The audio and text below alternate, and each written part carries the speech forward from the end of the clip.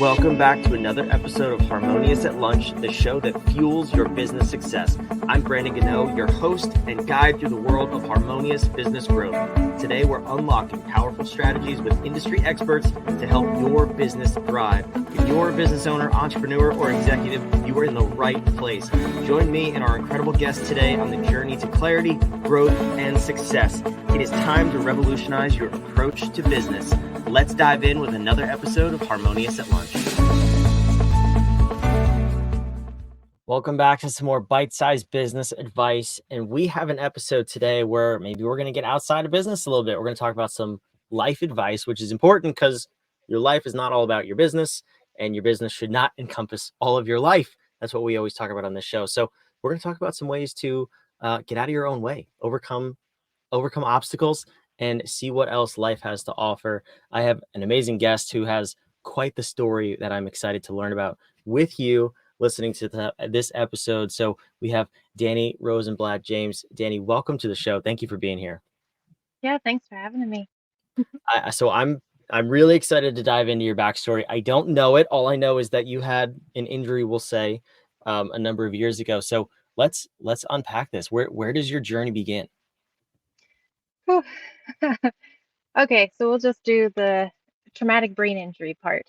So this was about 9 years ago when I lived, because I'm American, when I lived in the US. I was on my way to California from South Dakota, and it was black ice in Wyoming, and visibility was less than a mile. And all I remember is going, oh crap. It was just me and my dog in my tiny truck. And I guess I blacked out and I must have tried to veer to the right, but black ice, you can't really stop. So I ended up hitting a pile of cars that were all blocked by a semi truck. And what ended up happening is my truck turned into a convertible because the whole top was taken off like a sardine can. So I have like a scar here from getting ripped up that as well. And I had to be helicoptered to Salt Lake City, Utah to get the help that I needed. And they intubated me, put me in a coma. Oh, yeah. So it took a few days before I came to, and I was able to do things again. And I kind of got out of that foggy feeling for a bit there. However, it took 2 years before I felt like me again. But since this all happened, I pretty much had my ego out of the way. So it was easier for me to focus on, wait a minute, this is but a moment. This is not my reality. This is not how I will be in my future. And so that's what helped me heal myself.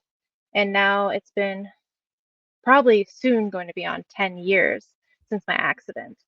And I have accomplished so much in my life. And I'm so happy and thankful that I learned how to listen to my body after at least the first 2 years. I listened to it a lot more.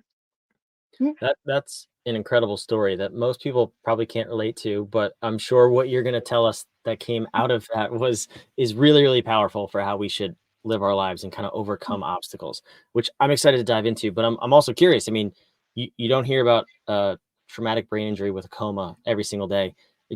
Are there like lasting effects from this, or do you have permanent damage in any regard? Um, so my memory is not the greatest. However, I have learned from one of my teachers that no one has a bad memory. It's just that we need to practice, we need to train with it. It's just like a muscle. You just need to practice and train it. This same this same coach of mine has told me that we can heal from anything and we get to choose our own lives. So it's Bob Proctor. He has really made a huge difference within my life. And I've only now it's been this year that I've been studying him and learning all about the mindset even more. And so I'm having more connections with how I was able to heal myself. It's just crazy. It makes me feel like I'm a little crazy myself because of all this stuff, but it's connecting and aligning. It makes sense to me. Yeah, no, that makes sense, and it's incredibly powerful too to take that Mm, mindset into life for anybody, not just someone who has had an injury. I think mhm. that's great for anybody listening. So, The other thing you said, I just want to touch on that's so important. I see it all the time with our clients and just people in general is the ego and the pride Mhm. that comes naturally with life that we have to combat every single day. That to me is what keeps you stuck more than anything else. Is holding on to some image of what you think it's supposed to be or how you think you're supposed to be perceived. So really powerful that you came to that so soon and you're in the recovery process. I'm kind of excited to see where you've gone from there. So you've been working at this for the past 10 years and Mhm. you've learned some lessons about overcoming obstacles, achieving success. Your mindset has grown. Tell me about some of the things you've learned over the past 10 years and how we can take that into growing our businesses too. Yeah. So, at the moment, I'm writing a book that is loosely based on my traumatic brain injury. And as I'm writing it, I'm learning more and more about some of the techniques I have taken while I was healing that it didn't even click. And then when I wrote it, I was like, oh, yeah, that's why that happened, or that's why I felt this way. So I realized that what I was doing while I was healing is I was going within myself and I was calling it like my dark safety area where it's just complete darkness and it just like I could let go of all my feelings and just be. And that was so freeing doing that. And it's like on the outside, people would see me and they just see me dazing off and think, oh, she's so messed up. But it's like I was literally healing myself at this time and it didn't matter to me, when you're, for me, as I was healing and everything, I didn't have that social cue as much. So it's like, oh, maybe you shouldn't do these certain things in front of people because it's really seen as weird. But I didn't have that connection anymore in my mind at that time.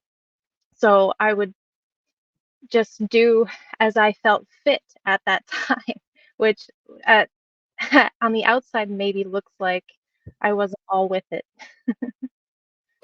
It almost sounds like being in a childlike state. Is that how you describe it? Yeah, so I've had another mentor over this course, and she explained to me that I probably talked to myself as if I was a child. And I said, "Yeah, you're right." Because I would, every day be like, "How are you feeling? What are you doing? Do you feel like what can you do today?" And oh, it's okay to rest, like comforting myself to let me know it's okay. Like this is how you heal, this is how you get better. You have to be patient and take time, and you can't be hard on yourself. And that was a very, very hard lesson for me. I think throughout the whole time because I'm stubborn. And I see stubbornness as a good thing, but it can be a bad thing as well because it's where I didn't want to let go of, oh, I used to be able to do 12 hours of work a day. Now I only can do an hour, and then my body will be in full pain all day.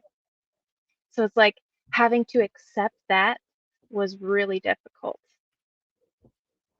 Yeah, I mean, the accepting the new reality, however temporary it is always a Mm, shock um, mm, to a human being, and that's totally fine. Obviously, you've gotten past that point, but accepting where you are as a stepping stone to where you're going is mhm, really powerful. Either learning a new skill, recovering from an injury, uh, a new diagnosis, whatever it may be.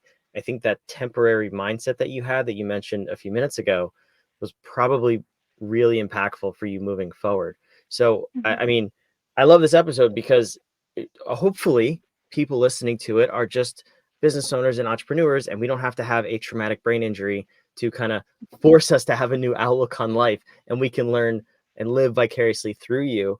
But what are some of those things that we can do that also you've learned in your journey that can help us overcome, the obstacles that we probably put in our own way most of the time? But what are some of the practices that you've done that we can take into our lives without having an injury so that we can really propel our success forward? Yeah, that's definitely meditation. I mean, I didn't even realize that that's what I was doing at the beginning, but now that I'm working on getting back into meditation, I'm like, that is what I was doing. Because when you're meditating, that's where you take all of your focus out of the now and go within yourself. And then you actually listen to your body and connect your mind to your body more and more the more you do it. And then you also heal some of the past trauma or anything. Like there are so many people in the world that have all kinds of trauma mentally or physically just because of growing up or experiences in life or anything. So it's really good to look within us, and that's for everybody. Mm. Yeah. Are there some ways that I mean, I think we've all heard of meditation in terms of Mm, like part of your morning practice or whatever. You do it mm. at night before you go to bed. How do you incorporate it? We're busy. We get caught up in the daily life of things, our work, running our businesses. Do you incorporate it into, throughout the day, just connecting with yourself and kind of recentering before you go into a new task?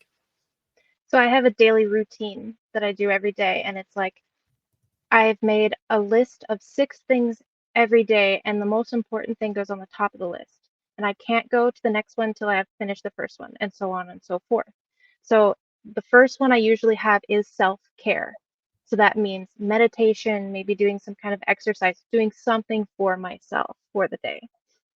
And like when it comes to meditation, I think I have read that the minimum that you can do a day is 3 minutes, and you're getting some kind of benefit from doing it. So there are so many business people out there that are like, oh, that takes too much time. But you can do it within like 3 minutes. And then I think the max was 13 minutes or so. So it's like just being in that time frame is good. You'll get some kind of benefit from it. I mean, if you do more than 13 minutes, that's great. That means you're getting more benefits from doing it. But I mean, that's a huge reason that I was kind of like, oh, for a while there, oh, I can't do that. It just takes too much time. And then it's so hard to turn off your brain. But that means you need to try to do it more and more so you get used to doing it. That's the huge issue we have as humans is, well, many of us at least, that it's hard to turn off our brains and focus on us. Yeah, no, that's so true. I'm curious, what are the other 5 things on this list that you do every day? Let's see. Okay, so they switch up sometimes, but the ones that are every day would be the self-care, self-study, so taking in something, learning something, and then it goes to writing an article, working on my book, doing a podcast, and the sixth one, it usually is about doing something creative or something. So it's like being creative, writing creative thoughts down. Um, so another coach that I've had, she explained to me that you should do an hour of like your holy hour. And so she would do 20 minutes of creativity, 20 minutes of motion, and 20 minutes of self-care, and that's what she does every day. And so just mine is a bit different because I have a 3-year-old and my time is all over the place. So I can't really do it in the morning. It's usually best at nighttime, but I get it to work. Whatever works, right? I think that's the whole point is make it work for you and not just adopt somebody else's routine. Yeah. Yeah, that's really powerful. That's cool. So then looking ahead, you're writing a book, you have a book Mhm. coming out. I'm curious, what's your plan around releasing that and then growing that and spreading your message? Yeah. So since I have been looking and studying more about the mindset, I've had so many random connections happening. And I actually found this publishing company. And so I actually have a publishing company already for the book, and they've been helping me with editing, and they're going to help me with distributing it and doing all of that as well. And I plan on advertising all over my social media platforms and my website and getting it out that way, and probably my email list as well. That's awesome. And speaking of your email list, I think we have your website here that I'll toss on the Mhm. screen. Um, you have your email list. What do you talk about in your emails and your blogs that you post? Oh, let's see. So my blog posts are usually about traveling and the experiences that I've had, but I also give outdoor adventure tips about flying, about traveling, all the different things, aspects, or like these must places that you have to go to. So it's like my base was mostly writing about Sweden, hikes, and outdoor adventures there, but I've been branching out to other countries. So when I've been traveling, I usually try to make some kind of itinerary or do specific articles on specific things we did there or certain places we visited. That's really cool. And I'm curious too, because traveling could be mentally taxing for people. It's a lot. It's a process. You're outside of your normal environment. Have you seen that help you in your recovery? Yes, definitely. But even before my accident, I always would go out of out of my comfort zone. That was kind of the thing that I always liked to do because I mean, I was a weed farmer, so that's out of the norm. I used to be a hitchhiker for a year. So yeah, I'm definitely a little bit of a different kind of person. Yeah, I like that. I think, but that's what this is all about, right? Getting outside of your comfort zone, getting unstuck, getting out of Mhm, your own way in terms of your mindset or how you do things. I feel like that's really what we're talking about today. I mean, yes, you learned from a very specific experience that most of us, thankfully, don't have, but that's what this is all about: is mhm. getting out of the way of yourself. And how do we do that effectively? How can we learn from other people who have been there, done that, and had to do the hardest task, which is overcoming an injury at the same time? So I appreciate you coming and sharing your story. It's inspirational, and it's also it's inspiring in the way of like it's so easy. We can do this without having to overcome so many other things. So thank you for giving us that kind of inspiration. Yeah, definitely. All right. For those of you watching, listening, wherever you are, thanks for joining us. Thanks for sticking around. Go check out Dani's website, misfitwanders.com. Check out her email list and get those travel tips. If you like traveling, I know I do. I'd love to have all the travel tips I can about flying and where to go. So thank you for watching. Thank you for listening. Make sure you subscribe, and we will see you on the next episode of Harmonious at Lunch.